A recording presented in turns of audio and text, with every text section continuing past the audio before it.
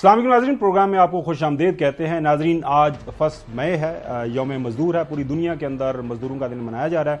पाकिस्तान के अंदर वो सेक्टर जिसमें सबसे ज़्यादा मजदूर काम करते हैं, किसान, एग्रीकल्चर सेक्टर, वो इस वक्त बहरान का शिकार है। उसके ऊपर हम बात करेंगे। पाकिस्तान तहरीक इंसाफ के सेनेटर ओन बप्पी साहब को हमने दावत दी है प्रोग्राम के दूसरे हिस्से में नाज़रीन। लेकिन सबसे पहले अपनी टॉप स्टोरी की तरफ चलते हैं।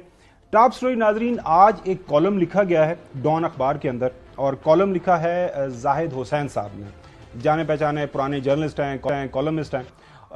जो कॉलम का इन्वान है द स्टोरी कंटिन्यूज, और इस कॉलम के अंदर वो 2-3 बातों का इजहार करते हैं। एक तो ये वो बात करते हैं कि ये अक्टूबर 2021 के अंदर जो है मेरी मुलाकात हुई जनरल बाजवा साहब के साथ 3-4 घंटे, और बाजवा साहब ने मुझे बताया कि 2017 में जब प्राइम मिनिस्टर नवाज शरीफ साहब नहीं रहे थे तो मेरे पास डार साहब आए और अपनी सीवी लेके आए कि जनाब आला मुझे बना दें वज़ीर आज़म। उन्होंने कहा जी आपकी पार्टी का, ये बाजवा साहब ने कहा कि ये तो आपकी पार्टी का फैसला होगा, लेकिन डार साहब ने कहा कि जी वो पार्टी तो फैसला करती रहेगी, लेकिन जनरल साहब यू कैन डू एवरीथिंग। उसके बाद इसी जो है कॉलम के अंदर जाहिद हुसैन साहब ये लिखते हैं कि डार साहब की इस वक्त एज डिप्टी प्राइम मिनिस्टर जो है हुकूमत में, काबीना के अंदर जो मौजूदगी है, ये ऑलरेडी जो एक कमज़ोर प्राइम मिनिस्टर है शहबाज शरीफ साहब, उनको मज़ीद कमज़ोर करेगी, और ये आने वाले दिनों के अंदर हुकूमत के लिए कोई अच्छा जो है शगुन साबित नहीं होगा। ये उनका इंटरव्यू था, ये उनका कॉलम था। आज दिन को उनसे हमने थोड़ा वक्त लिया और एक छोटा सा हमने उनसे इंटरव्यू किया कि जनाब आला कुछ हालात वाक़यात बताएं कि कब ये आपकी उनसे बात हुई। सुनिएगा। अस्सलाम वालेकुम जाहिद साहब, बहुत शुक्रिया वक्त देने के लिए। सर, आज आपका कॉलम नज़र से गुजरा, द डार्क स्टोरी कंटिन्यूज, और उस कॉलम के अंदर एक बड़ा ही एक होशरुबा आपने इंकशाफ किया है। हमने सोचा कि आपकी जुबानी सुने, ये कब हुआ, कैसे हुआ, वो क्या हालात वाक़यात थे, वो मीटिंग का माहौल क्या था। जी जाहिद साहब, ये वाक़या ज़रा बता दीजिएगा। देखिए खावर, ये जैसे आपने बताया, ये अक्टूबर के मेरे ख्याल एंड की बात है, 2021 की। ये आर्मी हाउस में मुलाकात थी, वो मिलना चाह रहे थे, तो उसमें उनके साथ तो सिर्फ उनके मिलिट्री सेक्रेटरी बैठे हुए थे, और काफ़ी लंबी मुलाकात थी, मेरे ख्याल 4-5 घंटे की थी, मुझे अच्छी तरह याद है। तो उसमें एक वाक़या उन्होंने सुनाया, जब नवाज शरीफ साहब को डिस्क्वालीफाई किया गया था तो उस ज़माने में कुछ PMLN के जो लीडरान थे वो उनके पास आते थे, और एक लिहाज से कह सकते हैं कि उनकी वो अपनी ख्वाहिश का इजहार करते थे, या उनकी लिस्ट लेके आते थे कि किसको प्राइम मिनिस्टर सीवी पेश करते थे। जी जी, तो जी हाँ जी, ये कह सकते हैं दरख्वास्त करते थे कि, और या ये भी था किसको बनाया जाए। लेकिन उसके साथ फिर उन्होंने एक वाक़या बताया कि डार साहब भी एक दफ़ा आए और उन्होंने कहा देखिए ये किसी न किसी को तो वज़ीर आज़म बनना है मियाँ साहब के बाद, तो मेरे बारे में क्या ख्याल है। तो उस पर उनके बकौल जनरल बाजवा के कि उन्होंने कहा कि देखें ये तो PMLN का को फैसला करना है कि वो किसको वज़ीर आज़म बनाना चाहेंगे, और वैसे भी आप सेनेटर हैं और आप तो शायद क्वालिफाई नहीं करते हैं। तो उसके बाद उनका जवाब जो था वो काफ़ी दिलचस्प था। तो डार साहब ने कहा जी जनरल साहब आप तो सब कुछ कर सकते हैं, ये सारी चीज़ें, मतलब उनका कहना ये था कि ये इन किस्म की रुकावटें जो हैं वो भी ख़त्म हो सकती हैं। तो वो एक था वाक़या, और जिसका मैंने तस्करा अपने आज कॉलम में किया है। अब आपके इस कॉलम को पढ़ के 2 चीज़ें समझ आ रही हैं। एक ये कि डार साहब शुरू दिन से ही एम्बिशियस थे, और उस वक्त अगर कहा जाए तो एक ये भी राय है कि उन्होंने क्या उस वक्त नवाज शरीफ या अपनी पार्टी को अंडरमाइन करने की कोशिश की और अपनी सीवी पेश कर दी कि जी पार्टी जहां खड़ी है खड़ी रहे, नवाज शरीफ साहब रहे नहीं रहे कोई फर्क नहीं पड़ता, तो मुझे प्राइम मिनिस्टर बना दिया जाए। और दूसरी इंटरप्रिटेशन ये है, मोहतरम नवाज शरीफ साहब ने डार साहब को डिप्टी प्राइम मिनिस्टर बनाया ताकि वो नजर रख सकें अपने भाई के ऊपर। देखें, एक तो ये नहीं, मैं नहीं समझता हूँ कि उनका मकसद अंडरमाइन करना था नवाज शरीफ साहब को। उनका ये अपना ख्वाहिश थी कि जो है वो किसी तरह से नवाज शरीफ साहब के बाद जो है उनको वज़ीर आज़म बना दिया जाए। उस वक्त तक मेरे ख्याल डिस्क्वालिफिकेशन हो गई थी, PMLN ने शायद फैसला करने जा रही थी या अभी नहीं किया था फैसला। तो इस लिहाज से उनका ये था कि उन कोशिश करके उनको बना दिया जाए। लेकिन एक और बात भी, उसका एक पस मंज़र और भी उन्होंने बताया जनरल बाजवा ने, कि उस वक्त हो रहा ये था कि शहबाज शरीफ साहब को नहीं बनने देना है वज़ीर आज़म। अच्छा। और आपको याद होगा उन्होंने उस चीज़ का भी जिक्र किया कि जो है वहाँ PMLN की एक मीटिंग हुई थी जिसमें तय किया था कि चूँकि उस वक्त शहबाज शरीफ साहब जो हैं वो पंजाब के वजीर आला थे, और फिर ये फैसला हुआ था कि शायद खाकान अब्बासी को जो है, हाँ, पहले थोड़ी देर के लिए फैसला ये हो गया था कि शहबाज शरीफ साहब बनेंगे प्राइम मिनिस्टर, वापस जो है वो फिर शहबाज शरीफ साहब बनेंगे। तो जब ये फैसला हो गया, मैं ख्याल अनाउंसमेंट भी हो गई थी, लेकिन उसके बाद जो है उनका कहना ये था बाजवा साहब का कि वो जब घर गए तो ये कहा गया कि उनसे घर में कि जो है ये मुमकिन नहीं है कि शहबाज शरीफ वज़ीर आज़म बने। तो वो फिर मेरे ख्याल आपको याद होगा कि फिर शायद खाकान अब्बासी पूरे 17-18 महीने वज़ीर आज़म रहे थे। तो ये एक अंदरूनी जो कहानी थी, जो कशमकश थी ख़ानदान के अंदर, वो बहुत पहले से चल रही थी। तो आपकी नज़र में नवाज शरीफ साहब ने नहीं चाहा था, नवाज शरीफ साहब की फैमिली ने नहीं चाहा था, या डार साहब की भी ख्वाहिश थी कि वो ना बने, शहबाज शरीफ साहब वज़ीर आज़म ना बने उस वक्त 2017 में? देखिए, मतलब ये था कि नवाज शरीफ साहब तो जो फैसला हुआ था उसमें मान लिया था नवाज शरीफ साहब ने, अनाउंसमेंट हो गई थी, आपको अच्छी तरह याद बिल्कुल याद है। लेकिन जब घर गए, अब मैं नाम लेना ही मुनासिब नहीं, बिल्कुल सही है, बिल्कुल सही, कि जो है वहाँ पे उनसे कहा गया ये तो मुमकिन नहीं है। तो जब ये मैं खाली ये उसके बाद हो सकता है कि उनकी अशफाक डार साहब भी उसी बात पे मुत्तफिक थे कि शायद उनको नहीं बनना चाहिए। तो उसमें खैर मुझे जिक्र नहीं किया था कि उसी की उसमें थी, लेकिन ये ज़रूर था कि शहबाज शरीफ को जो है मुखालफत ख़ानदान के अंदर से मियाँ साहब की हो रही थी कि उनको किसी हालत में नहीं बनना है। तो ये एक लिहाज से आप देख सकते हैं कि जो आज बातें आती हैं कि इनके दरमियान तनाज़ा है, तो उसकी वजह बहुत पुरानी है, अभी की नहीं है। तो अब जो वज़ीर डिप्टी प्राइम मिनिस्टर बने, तो उसके बाद जो है अब तो साफ लगता है यही है कि एक लिहाज से डुअलिटी ऑफ पावर हो जाएगी, और उसमें जो है और इसाक डार साहब की जो एम्बिशन है वो एक हद तक बहुत सारे फैसलों पे हावी रहेंगे।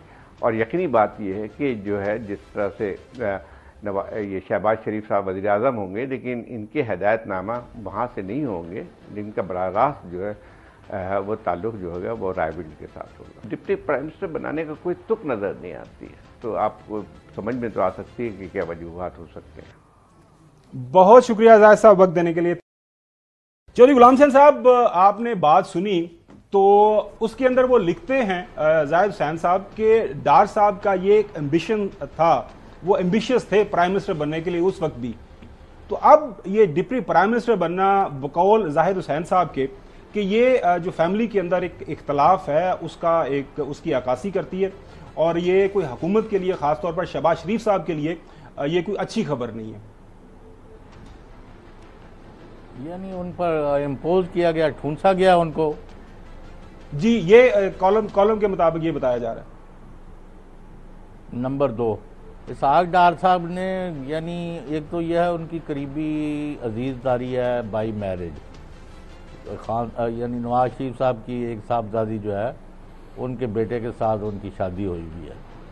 तो इस वजह से वो, यानी आप रिश्तेदार बनाने के बाद तो चुन नहीं ना सकते, तो वो एक उनका मकाम है जो उन्हें नवाज शरीफ के बहुत करीब करता है। इसलिए मैंने अब अगर आपको भूल जाता है, खबर तो ये है जो मैं दे रहा हूँ, वो 2 दिन पहले मैंने आपको कहा था कि अब इसाक डार को बनाया है, उससे पहले नवाज शरीफ साहब को सदर बनाने की एक करारदाद पास हुई है। उसके बाद मियाँ नवाज शरीफ 4-6 बंदों को मुख्तलिफ उहदों पर फाइल कराएंगे, अपने उन लोगों को जो उनके करीब समझे जाते हैं और जो ट्रेन जो है मिस कर गए थे। तो आपने उसका पहला देखा, कल राणा साहब को बना दिया गया है, और बाकी भी अभी लाइन में है। और एक तरह से नवाज शरीफ ग्रुप मैं नहीं कहता, यानी नवाज शरीफ साहब का जो हल्का है वो एक उन्होंने असर्ट किया है कि मुस्लिम लीग एन में भाई साड़ी भी गवर्नमेंट है, सानू भी हिस्सा दियो। शहबाज शरीफ साहब अपने लल्ले तलल्ले च लगे ने, तो असी कोई मतलब न्याज लैन वालियां च तो नहीं शामिल, ना लस्सी लैन वालियां च, तो सानू भी मौका दियो। तो इसके कोई अच्छे असरात नहीं पड़ेंगे। ये बात जाहिद हुसैन एक सीजनड एनालिस्ट हैं, बड़े एनालिस्ट हैं, तो वो फालतू बात भी नहीं करते। और ये मैं समझता हूँ कि उनकी राय में कुछ वजन है। इसके साथ ही मैंने कहा कि पीपल्स पार्टी को ये फोर्स कर रहे हैं कि आप वजारतें लें, तो वो कह रहे थे कि भाई बिलावल भुट्टो जरदारी साहब को नायब वज़ीर आज़म कम अज़ कम बनाया जाए। हमने आपके लिए कुर्बानी दी है, वज़ीर आज़म नहीं बनवाया बिलावल भुट्टो जरदारी साहब को, जो कि मुमकिन था 8 फरवरी के बाद। तो अब आप उनको नायब वज़ीर आज़म बनाएं और वज़ीर खारजा का ओहदा। बिल्कुल बिल्कुल ठीक हो गया। अब आप नजर आ रही सूरत। नकवी साहब, आपकी राय में ये एक प्लान का हिस्सा है, उन्होंने बनना था, आपके पास खबर है, हमारे पास वक्त कम है, क्विक कमेंट के ये सारा प्लान के मुताबिक चल रहा है या इसके अंदर आपको लग रहा है कोई अचानक सी कोई सरप्राइज एलिमेंट? देखें मैं सिर्फ ये कहना चाहूंगा, हम कब तक इन साजिशी थ्योरियों पर पलते रहेंगे? हम कब तक ये फुप्पो का किरदार अदा करते रहेंगे? हम कब तक खानदानों में झगड़ा कराने की कोशिश करते रहेंगे कि नवाज शरीफ के खानदान में ये हो गया, जरदारी के खानदान में ये हो गया, बेटी ने चचा को ये कह दिया, भाई ने भाई को ये कह दिया, बेटे ने बाप को ये कह दिया? हम कब इन चीजों से बाहर निकलेंगे? हम ख्याली बातों पे, अजम्पशंस पे कब तक डिबेट करते रहेंगे? हमें जो कॉन्क्रीट इश्यूज हैं, जिसकी पाकिस्तानी कौम को, जिसका सबसे बड़ा सामना है, हमें उस पर बात करना चाहिए। इनका घर का मसला है। नवाज शरीफ साहब जिसको वजीर आजम बनाए नहीं बनाए, जो उनके घर से वजीर आजम बनना चाहे बने नहीं बने। लेकिन एक बात और भी मैं आपको दूसरा रुख भी इसका बता दूं कि जो भी एस्टेब्लिशमेंट से रेकमेंड होकर इन सियासी जमातों में आता है, सियासी जमातों के सरबराह उसको अहमियत नहीं देते। वो कहते हैं कि फिर ये उनका वजीर आजम होगा, हमारा वजीर आजम नहीं होगा। तो ये तो एक वीक पॉइंट होता है किसी भी सियासतदान के लिए कि वो एस्टेब्लिशमेंट से अपना नाम रिकमेंड करा के पार्टी सरबराह के पास जाए। ये आप इन सियासतदानों से पूछ लें, वो बताएंगे आप। चले ठीक है, आप कहना चाहेंगे ये घर का कमेंट, ये घर का मसला है, कोई मसला प्रॉब्लम नहीं है? आपके तो पहले राय आ चुकी है इशू। नहीं, मेरी राय कब आई है? नहीं, पहले आप जब नहीं, मैं तो आपको ये बता रहा हूँ कि डिप्टी प्राइम मिनिस्टर जो उनको बनाया गया था, ये कितना पहले हैदर नकवी साहब ने खबर दी थी, इस प्रोग्राम में दी थी। तो ये बात है कि जो अभी साजिशी थ्योरी बयान की है हमारे बुजुर्ग ने, तो वो चीज तो उसको नेगेट करती है ना। कोई बात ये है कि जो बात उन्होंने कही हैदर नकवी साहब ने, वो बात हुई। अब एक चीज तो ये आ गई। दूसरा, शाहिद खाकान अब्बासी साहब वज़ीर आज़म बनेंगे इन केस कि नवाज शरीफ पैनामा में डिस्क्वालीफाई होते हैं, तो मेरा ट्वीट आज भी टाइमलाइन के ऊपर मौजूद है। मेरा ट्वीट आज भी टाइमलाइन पर मौजूद है। एग्जीक्यूटिव कमेटी ने जो फैसला किया था, उससे पहले नहीं, फैसला पहले, ये तो बात से पहले देखें, ये भी हकीकत है जब आप खबरें चल रही थी ना। अब मैं मेरी बात, मैं अपने वक्त में बात ना, वो ये भी तो एक हकीकत है ना, उनका नाम शहबाज शरीफ का नाम प्रपोज हुआ था। जी, मैं आपको बता रहा हूं कि जो मेरी खबर थी, वो खबर ये थी कि मैंने शाहिद खाकान अब्बासी साहब का नाम दिया था और मेरे मरूम भाई अरशद शरीफ साहब को मैंने आपको बताया था कि ये शाहिद साहब ये प्राइम मिनिस्टर बनेंगे। तो ये वो चीजें हैं जो रिकॉर्ड के ऊपर आज भी इन राइटिंग मौजूद हैं। तो फिर मैं जाहिद साहब की बात को क्यों तस्लीम करूं? जाहिद साहब ने जो बात की, वो जो बात है उसके अंदर तहरीरी इन राइटिंग मौजूद है। वक्त कम है, ब्रेक के बाद हम बात करेंगे जो है इस वक्त गंदम खरीदारी का बहरान चल रहा है, खासतौर पर पंजाब के अंदर। पंजाब हुकूमत क्या कर रही है, अपोजिशन क्या इल्जाम लगा रही है कि ये क्यों नहीं कर रहे, किसको फायदा पहुंचा रहे हैं, इसके ऊपर बात करेंगे after the break. Welcome back नाजरीन। आज यौम मई है, जिस तरह हमने इब्तिदाइये के अंदर जिक्र किया, पूरी दुनिया के अंदर जो मजदूर है उस हवाले से मुख्तलिफ आप देख रहे हैं कि फंक्शंस हो रहे हैं कि मजदूरों का कितना बड़ा एहसास हो रहा है, खासतौर पर पाकिस्तान के अंदर। नाजरीन, पाकिस्तान की जो इकोनॉमी है उसका 60% से ज़्यादा जो है वो पाकिस्तान की एग्रीकल्चर के ऊपर डिपेंड करता है। और एग्रीकल्चर ही वो वाहिद हमारा सेक्टर है जो कि सबसे ज़्यादा जिसके अंदर मजदूरों की खपत होती है। और वहाँ पे और एग्रीकल्चर सेक्टर के अंदर नाज़रीन पाकिस्तान में जो सबसे बड़ी जो कैश क्रॉप मानी जाती है वो है वीट क्रॉप, गंदम। और गंदम की ख़रीदारी का जो बहरान है वो जारी व सारी है। और ख़ासतौर पर पंजाब के अंदर अभी थोड़ी देर पहले प्रेस कॉन्फ्रेंस भी हम सुन रहे थे, कल भी हमारी बात भी हुई, जो बिलाल यासीन साहब में सूबाई वज़ीर है जो है वहाँ पर ज़राअत को हैंडल करते हैं, वो कह रहे हैं कि गंदम में अभी भी मॉइस्चर 20% है, ख़रीदारी हम नहीं कर सकते। पाकिस्तान तहरीक इंसाफ के सेंटर ऑन बपी साहब हमारे साथ मौजूद हैं। पिछले दिनों सेनेट के अंदर उन्होंने इस मसले के हवाले से भरपूर तकरीर भी की। सेनेटर साहब, आप चूंकि खुद एक जो काश्तकार भी हैं, एक ऐसी जगह के ऊपर मौजूद हैं, खासतौर पर साउथ में, वहाँ पे कटाई जो है जल्दी शुरू हो जाती है। और अभी बताइएगा कि असल बहरान एक तो ये है कि निगरान हुकूमत वो इम्पोर्ट कर गई ज़रूरत से ज़्यादा, उसके ऊपर प्राइम मिनिस्टर साहब ने एक कमेटी बना दी और उस कमेटी की फाइंडिंग्स का इंतजार है।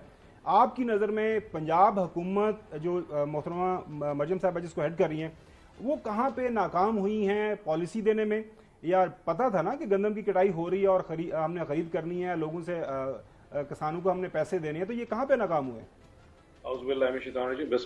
थैंक यू सो मच गुमान साहब कि आपने इतने इंपॉर्टेंट इशू पे बात की। इशू ये बहुत गलत है जो आज एग्रीकल्चर मिनिस्टर ने फरमाया, इंतहाई झूठ पे मबनी बात है। देखें, कटाई का सीजन स्टार्ट हुआ है, तकरीबन 20 दिन हो चुके हैं और 20 दिन से जो है गंदम है वो इस वक्त फील्ड में पड़ी हुई है। बारिशों का सीजन तो पूरी दुनिया में हमेशा से रहा है कि जब कभी ये टाइम आता है इस वक्त गंदम की कटाई का, वो बारिशें होती नहीं है। तो इसका मतलब अगर बारिशें नहीं रुकेंगी तो आप गंदम परचेज नहीं करेंगे, ये सिर्फ एक एलिबा है। इशू ये है कि इनके पास परचेज के ना तो पैसे हैं और ना ही वो गंदम रखने की इनके पास स्टॉक की जगह है। और अगर इसको रिवर्स में देखा जाए तो उसकी एक वजह इनमें और भी नजर आती है कि जब आपने रमजान में सस्ता आटा पैकेज लगाया था, जिसमें आपको याद हो कि इन्होंने आटे के थैले पे अपने वालिद मोहतरम मियां नवाज शरीफ साहब की फोटो लगाई थी, तो वो जो 90 अरब रुपए का सस्ता आटा स्कीम चलाई गई थी, वो सारा पैसा झोंक दिया। और आपको थोड़ा सा आपको पता हो, वो आटा लिया गया था 130 रुपए किलो, जो कि आज आटा आज भी मंडियों में 80 रुपए किलो, और उस पर ज्यादातर तो बेसन मिला हुआ था, वो मंडियों में आज भी फरोख्त हो रहा है। तो वो एक फेल्ड स्कीम चलाने की वजह से आपने पहले सब्सिडी दे दी, अब आपके पास न पैसे हैं, नंबर 1। नंबर 2, जैसे ही इन्होंने गवर्नमेंट संभाली, इनको पता था अब गवर्नमेंट ये संभाल रहे फरवरी की 20 तारीख को, और ये मसरूफ थे जनाब जेलों में जाने के या पुलिस की वर्दी पहनने के हवाले से, तो इनको टाइम ही नहीं मिला सोचने का कि जी अप्रैल के एंड में जाके ये गंदम की परचेज होनी है। ना इन्होंने एक्स्ट्रा फंड्स अरेंज किए, ना इनके पास बैंक की लाइंस हैं इस वक्त, और ना ही इनके पास वो स्टॉक रखने के पैसे हैं। और जैसे आपको याद हो, मैंने जो परसों स्पीच में कहा था बड़ा क्लैरिटी से, ये बहरान तो पिछले साल अक्टूबर से हर बंदे को पता था। यानी कि देखिए, जो ब्यूरोक्रेसी आपको फीड करती है, उन्होंने आते साथ पहले आपको बता दिया होगा कि बीबी आप चीफ मिनिस्टर तो बन गई हैं, लेकिन ये बहरान है, इसकी तैयारी करें। किसी को पता ही कोई नहीं था, क्योंकि वो जो चोरी का माल बांटने में सारे इतने मसरूफ थे कि अंदाजा ही नहीं। ये तो एक सियासी जो बयान हो, बजाय आप अपोजिशन पॉलिटिकल पार्टी हैं, अब जो मौजूदा हालात हमारे सामने हैं, अब पंजाब की हुकूमत कल हमें ये बता रही है, कल मैंने पूछा भी उनसे बारदाने के हवाले से, क्योंकि हमें भी जो है मुख्तलिफ अजला से कॉल्स आ रही हैं, हम खुद भी देहाती हैं, काश्तकार भी हैं, कि बारदाना नहीं मिल रहा। वो कह रहे हैं कि अभी हम बारदाना पहुंचा ही नहीं रहे, और 400 सेंटर्स के करीब सेंटर्स हैं पूरे पंजाब के अंदर। वहां पे क्या सूरत हाल है? अब ये सारा कौन सुपरवाइज कौन कर रहा है, और इस सारे ये जो क्राइसिस है, बुरान है, इसका बेनिफिशरी कौन है? तो मतलब पहली बात तो है कि बारदाना इन्होंने देना शुरू कर दिए, लेकिन दरमियान में मिडिल मैन है। हर इनका नून लीग का एमपीए जो है इस वक्त, वो 5-5 हजार बारदाना उनको इशू करवाया जा रहा है। वो अपनी मन मर्जी के लोगों को इशू करता है। अच्छा, मजे की बात है, अगर एमपीए ले भी रहा है तो वो अगर किसानों को देता तो चलो बर्दाश्त कर जाते, चलो जी नून लीग के किसान होंगे या इनके परवरदा होंगे, समझ लग जाती। उन्होंने भी आगे मिडिल मैन को देना शुरू कर दिया। एक बारदाना इस वक्त जो बोरी है वो 500 रुपया मन, यानी 1250 रुपया पर बोरी के हिसाब से इस वक्त मिडिल मैन जो है वो इनसे बोरी परचेज कर रहा है। वो इनसे जिम्मेदार से किसान से इस वक्त गंदम परचेज करता है 2700-2800, 500 रुपया उसने मन दे दिया उस वक्त नून लीग वाले एमपी या जो भी साहब उनको इशू करवाएगा, और 3900 रुपये उसने गवर्नमेंट में उसको भुगता देना है। अब सारा का सारा पैसा जो किसान का है वो सारा मिडिल मैन के पास जा रहा है। और अगर इस तरह ये चलता रहा तो किसान शायद 1 या 2% से ज्यादा भी भुगता नहीं सकेगा। सो इस वक्त किसान के पास तो कुछ भी नहीं है, सारा कुछ या पॉलिटिकल लोगों के पास है या फिर मिडिल मैन लेके चला गया। लेकिन मैं फिर बताऊं, अच्छा, आप थोड़ा बबी साहब, मेरा नाम हसन अयूब है, मैं आपसे कोई क्वेश्चन करना चाह रहा हूं। सवाल ये है कि जितने आप इल्जामात आयद कर रहे हैं, अगर आपको ये साबित करने पड़ जाएं तो क्या आप कोर्ट ऑफ लॉ के अंदर ये साबित कर पाएंगे, या ये खाली महज इल्जामात है और ये इसकी तहकीकात कोई और करे? सीरियस हो गया हो। इल्जाम तो सिंपल ये है कि इस वक्त जो बारदाना इशू हो रहा है, किसान को 1% भी इशू नहीं हुआ।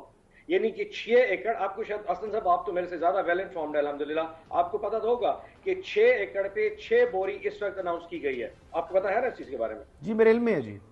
इस टाइम तकरीबन 6 लाख किसानों का डेटा पंजाब गवर्नमेंट के पास मौजूद है, जिसमें 4 लाख के करीब जो है 3,95,000 एप्लीकेशंस भी आ चुकी हैं बारदाने के लिए। जिम्मेदार को 6 एकड़ वाले से बड़े जिम्मेदार को बोरी इशू नहीं हो सकती।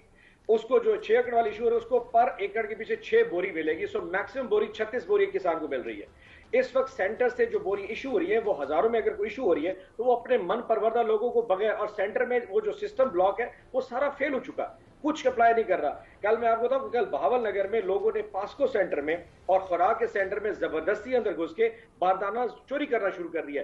यानी कि पाकिस्तान की तारीख में पहले ये हालात हो रहे हैं ऑन ग्राउंड। चौधरी साहब ये तो सब देख रहे हैं, बबी साहब, चौधरी गुलाम साहब भी बारदाना छीना है। बिल्कुल आपने आटा छीनते देखा होगा, रोटी छीनते देखी होगी, कभी बारदाना छीना देखा? मुझे लोग समझते नहीं, मैं आज I would be amazed to say कि मैं एक जमाने सोचता था कि कभी ये कहूंगा, मुझे आज वाकई बुजदार को मिस कर रहा हूं। मरियम नवाज शरीफ की गवर्नमेंट के आने के बाद आज मुझे वाकई फील हो कि काश बुजदार होता। उस वक्त तो लोग हमसे सिफारिश करवाते थे कि हजूर हमारा आज गंदम बाहर जाने दे, हमें गंदम गवर्नमेंट को नहीं बेचती, हमें बाहर बेचती क्योंकि महंगी बिक रही है। आज लोग मिनते कर रहे हैं कि मेहरबानी करें 2500 पे गंदम रख लें क्योंकि बाहर मौसम का कोई पता नहीं। सो जहां पे अगर किसान वो पुश किस्म की पॉलिसी अपनाई जा रही है, वहां तो आज मुझे और भी लोग उस्मान बुजदार साहब को बड़ा मिस करते हैं जी। यहाँ पर गुलाम हुसैन साहब आपसे सवाल करना चाहते हैं। चौधरी साहब तो नहीं करते मेरे ख्याल से। जी जी साहब, यानी ऑन पप्पी साहब बात ये नहीं फरमाए, वो भाई गवर्नमेंट की तो पॉलिसी ही नहीं है। वो कहते हैं कि हमने यानी सिर्फ 20% जो है क्रॉप उसका हमने खरीदना है और हम कोशिश करेंगे छोटे काश्तकारों से खरीदें और बाकी माल मार्केट से मार्केट फोर्सेस ने उठाना है और क्रॉप है बम्पर। और उनका तो यानी जो मैंने लुबे लुबाब ये है, अगर बाकी साथियों के पास अगर इसके बरक्स हम अंडरस्टैंडिंग आई है तो वो बता दें। मैंने जो भी समझा, हमारी जो टोटल हार्वेस्ट है इस साल की वो तकरीबन 3 करोड़ टन के करीब पाकिस्तान में गंदम पैदा हो रही है। अगर तो मैं आपकी बात को पता कर लूं कि जी 20% तो 20% बनता है 60 लाख टन। अगर 60 lakh ton government of Punjab PASSCO मिल के पूरे पाकिस्तान में परचेज कर लें तो यकीन करें मैं मुसल्ले पे आज बैठ के रात को नफल नमाज बैठ के इनके लिए दुआ करूंगा। सर 23 मिलियन टन है सर, 6 लाख टन भी परचेज नहीं होगा, 6 लाख टन भी परचेज करने के अगर इस वक्त पंजाब गवर्नमेंट के पास 6 लाख टन परचेज करने की कोई फंड्स अवेलेबल हैं तो वो सुबह बिलाल यासीन आके बता दे कि मेरे पास 6 लाख टन के लिए इतने अरब मैंने रखा हुआ है। इनके पास सिर्फ मैक्सिमम 2 से 3 लाख टन परचेज करना है। 3 करोड़ टन में से जब आप 3 लाख टन परचेज करेंगे तो वो पाकिस्तान के किसान किस तरफ हो जाएगा। लेकिन अगर आप मेरी स्पीच याद रखें, ये अंडरलाइंग फैक्टर्स को क्लियर करने की जरूरत है। जब पाकिस्तान में 68 लाख टन गंदम अवेलेबल रही थी अक्टूबर के अंदर, आप पहले ये बताए ना, एक साल पिछले आपने किसने गंदम मंगवाई और किसने यानी पाकिस्तान में ये गंदी और खराब सेहत करने वाली वो जो साहब प्राइम मिनिस्टर साहब ने कमेटी बना दी है, पैसा कौन खा गया है। प्राइम मिनिस्टर साहब ने कमेटी बना दी है और कमेटी वर्कआउट कर रही है। देखिए उसका हमने चार डालना यार खबर गुमन साहब, ये क्या यकीन करें ये हो गया, पता नहीं आपकी सर जवानी बरकरार होगी कि यानी कि एक पाकिस्तान में जब 68 लाख टन गंदम पड़ी थी तो आपने यूक्रेन की गंदम क्यों मंगवाई? यानी वो काकड़ साहब हमारे फॉर्मर प्राइम मिनिस्टर साहब हैं, निगरान हुकूमत से ये पूछा जा रहा है। चले हमारे तीसरे कोलीग भी मौजूद हैं, वो भी आपसे सवाल करना चाह रहे हैं, फिर उसमें ऐड कर लीजिए। जी नबी साहब। जी देखें, और अब्बास साहब जो बात कर रहे हैं जाहिर है अपोजिशन लीडर हैं, वो अपोजिशन के मौक़िफ़ को ही आगे लेकर आएंगे, लेकिन इस सिलसिले में मैं बिल्कुल एक दूसरा मौक़िफ़ रखता हूं और जो मैं पूरी पाकिस्तानी कौम के सामने रखना चाहता हूं, चाहे अपोजिशन के हों चाहे हुकूमती ओहदेदार हों, इस सारे मामले में ये सब एक माफिया हैं। आप किसान की बात करते हैं, कौन सा किसान? जरा किसान सुन रहे हैं, मुझे बताएं कितने किसान हैं जो जमीन के मालिक हैं? ये किसान तो जमींदारों के पास काम करते हैं, इनको बदले में मिलता क्या है? 2 वक्त का खाना और रहने की जगह। ये किसानों की आप बात करते हैं, ये किसान तो जमीनों के मालिक ही नहीं है, और अगर जो किसान हैं जमीनों के मालिक तो वो बहुत छोटी छोटी जमीनों के मालिक हैं। ये फसल तो उन छोटे जमींदारों की है जिनके पास किसान काम करते हैं, और ये छोटे जमींदार ये फसल बेचते हैं बड़े जमींदारों को, और ये बड़े जमींदार जितने हैं ये तो हुकूमतों का हिस्सा है, आज से नहीं 15, 20, 25, 30, 40 साल से। और ये बड़े जमींदार एक बहुत बड़ी माफिया है। ये कीमत का जो झगड़ा है, ये बड़े जो जमींदार हैं ये उनका इंटरेस्ट है, ये उनका बेनिफिट है। किसान का नाम ये लोग जो इस्तेमाल कर रहे हैं, ये किसान को इस्तेमाल कर रहे हैं। ये बिल्कुल एक सीधा सा मौक़िफ़ है इस पे, और ये पूरा पाकिस्तान सुने। आपका आर्गुमेंट आ गया। अच्छा नबी साहब, भाई साहब नहीं पब्बी साहब फाइनल आपसे सवाल ये है कि ये जो बुहरान है इसको आप इसका मंतकी अंजाम क्या देख रहे हैं?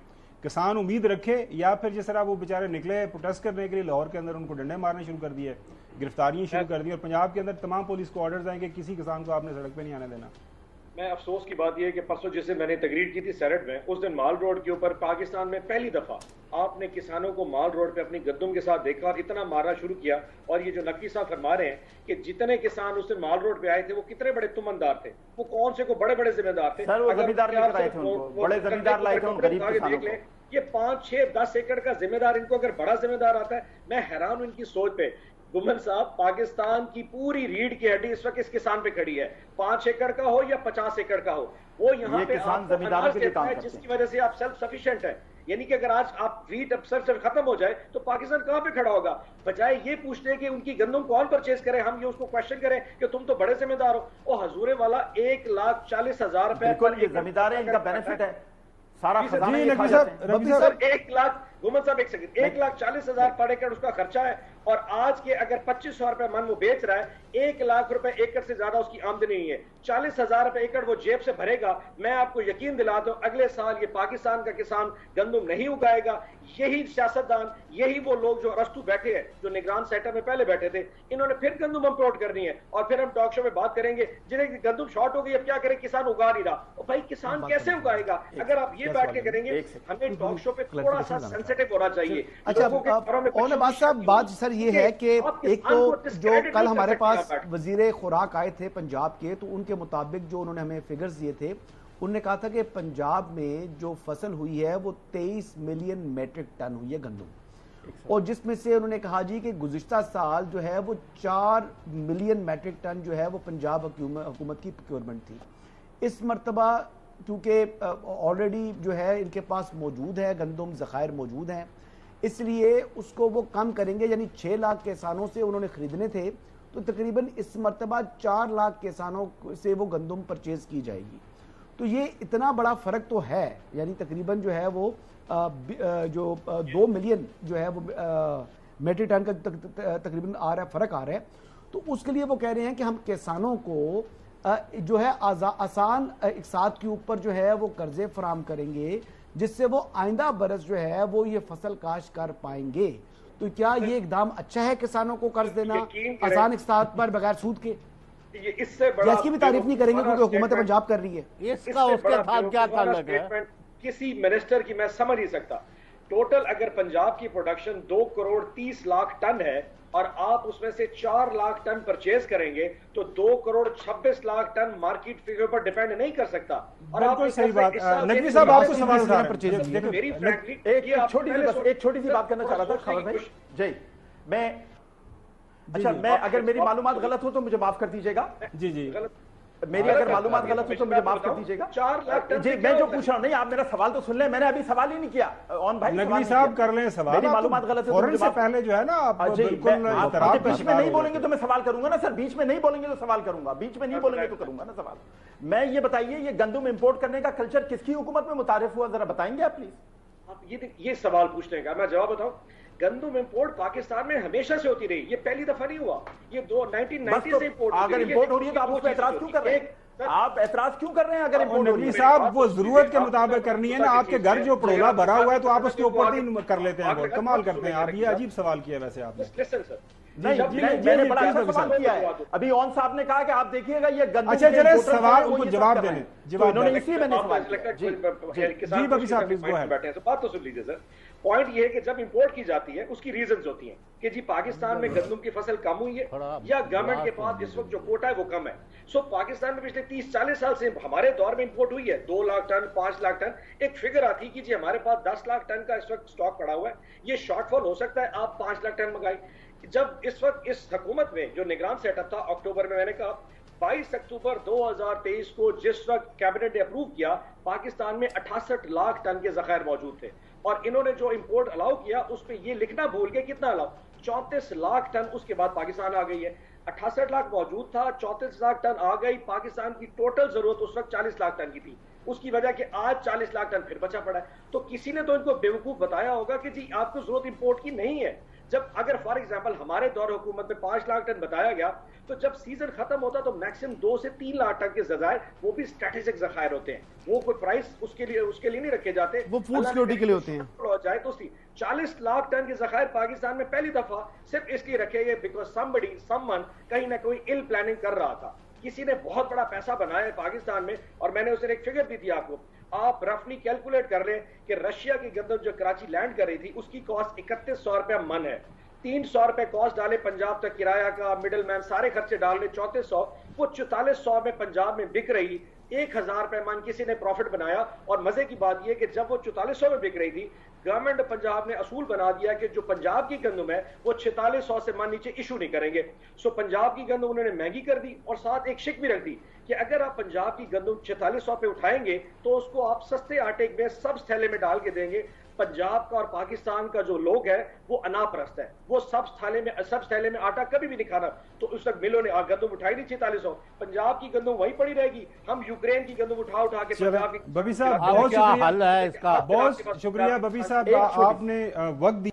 नाजरीन, जो हकीकत है, जो जमीनी हकायक वो ये हैं कि पंजाब का किसान अपनी गंदम की कटाई के बाद, उसकी थ्रेशिंग के बाद, उसका जो गंदम पड़ी हुई है ऊपर मैदान के अंदर, मौसम आपने देख लिया, तो ये नहीं है कि पैसे देंगे तो अगली काश्त होगी, बर्दाश्त होगी। मसला ये है कि जो इस वक्त गंदम पड़ी हुई है उसको किसने उठाना है। माजी में अगर किसी हुकूमत ने गलत काम किया है या निगरान हुकूमत इंपोर्ट कर गई है तो भैया इसमें बेचारे किसान का कोई कसूर नहीं है, मौजूदा हुकूमत को जिम्मेदारी लेनी चाहिए। अगर किसी ने गलत काम किया तो उसको सजा दें, और खुदारा जो बेचारा किसान इंतजार कर रहा है हुकूमत का, खासतौर पर पंजाब हुकूमत का, तो उसको पंजाब हुकूमत को रिएक्ट करना चाहिए। और उम्मीद है कि मरियम साहबा इसके ऊपर जो भी वो पॉलिसी उन्होंने बनाई है, अब वो कह रहे हैं कि हम अनाउंस भी करेंगे और किसान के मफादात का जो है वो ख्याल रखेंगे। अभी ब्रेक की तरफ जा रहे हैं, ब्रेक के बाद आपसे दोबारा मुलाकात होती है। वेलकम बैक नाजरीन। एक तासुर पाकिस्तान तहरीक इंसाफ की पार्टी के अंदर जो है ये उभर रहा है और हर गुजर दिन के साथ काफ़ी ज़्यादा वो तकवीयत पकड़ रहा है। वो ये है कि पार्टी के तमाम तर जो ओहदे हैं वो जिन हजरात को दिए जा रहे हैं उनका तल्लुक खैबर पख्तूनख्वा के साथ है। पंजाब को इग्नोर किया जा रहा है। और ज़ाहिर है पिछले दिनों आपको पता है कि पार्टी के अंदर ये भी बहस चल रही थी कि जी केपी डट के लड़ा है और पंजाब जो है वो पीछे रह गया, इसलिए सारे ओहदे उधर जा रहे हैं। हमारे पास जो इस वक्त हकायक अदादो शुमार मौजूद हैं उसके मुताबिक जो पंजाब से जो पीटीआई के एमएनएज हैं वो 53 हैं बराह रास्त जिन्होंने इलेक्शन जीता, और खैबर पख्तूनख्वा से 36 हैं। और नाज़रीन, पंजाब के अंदर जो इस वक्त हुआ है, ख़ास तौर पर जिस अंदाज से पाकिस्तान मुस्लिम लीग नून के जो गढ़ थे, अब गुजरांवाला में खुर्रम दस्तगीर साहब है, शेख उबरा में जावेद लतीफ़ साहब हैं, उसके बाद लाहौर में चले जाएँ ख्वाजा साद रफीक साहब हैं, फैसलाबाद में जो है उनके PMLN के जो पार्टी के प्रेसिडेंट है पंजाब राना सनाउल्लाह साहब, उनको देख लें। मेरा जो अपना हल्का है राना शमीम साहब, उनको देख लें कि वहाँ पे कभी जो है नून लीग नहीं हारी, वहाँ से जनाब आला जो नून लीग हार गई। अब ये जो होते हैं आपके सामने रख देते हैं। चेयरमैन PTI बैरिस्टर गोहर साहब है, इनका ताल्लुक दीर से है। उसके बाद उनके सेक्रेटरी जनरल जो हैं PTI उमर यूब साहब एबटाबाद से, ये भी खबर KP से हैं। अपोजिशन लीडर नाजरीन ज़ाहिर उमर अयूब साहब को नॉमिनेट किया गया है। हज़ब इख्तिलाफ के जो सेनेट के अंदर जो लीडर हैं वो शिबली फराज साहब हैं। उसके बाद अब जो एक अहम मुद्दा है चेयरमैन PAC, जिसके ऊपर काफ़ी ज़्यादा आप देख रहे हैं, सुन रहे हैं, वो भी शेर अफजल मरवत साहब, उनका तल्लुक भी PAC से है। और ख़ास तौर पर अब ये 3 रुकनी जो कमेटी बनी है, उमर अयूब साहब जिन्होंने बात करनी है, मुज़ाकरात करनी है, शिबली फराज साहब और अली अमीन गंडापुर साहब, इनका तल्लुक भी KP के साथ है।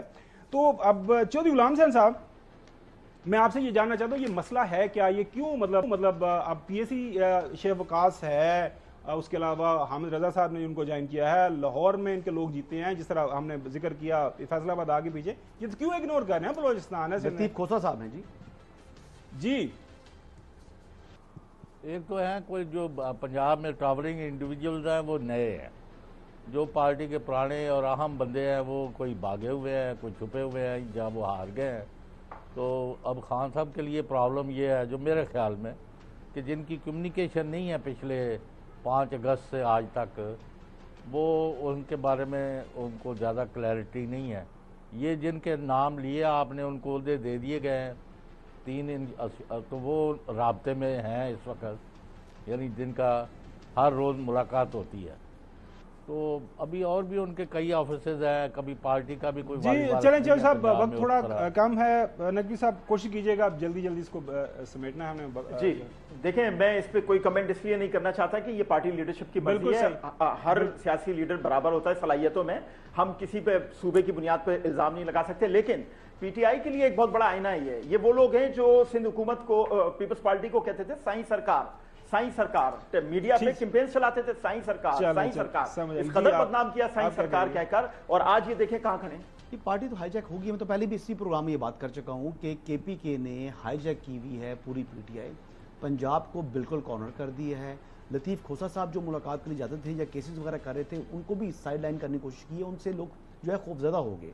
इसी तरीके से शेख वकास अकरम साहब हैं, उनको भी आगे नहीं आने दिया जा रहा। इवन की पंजाब की जो लीडरशिप वापस आना चाह रही है, वो कोर कमेटी और इमरान खान साहब ने कुछ लोगों की मंजूरी दे दी।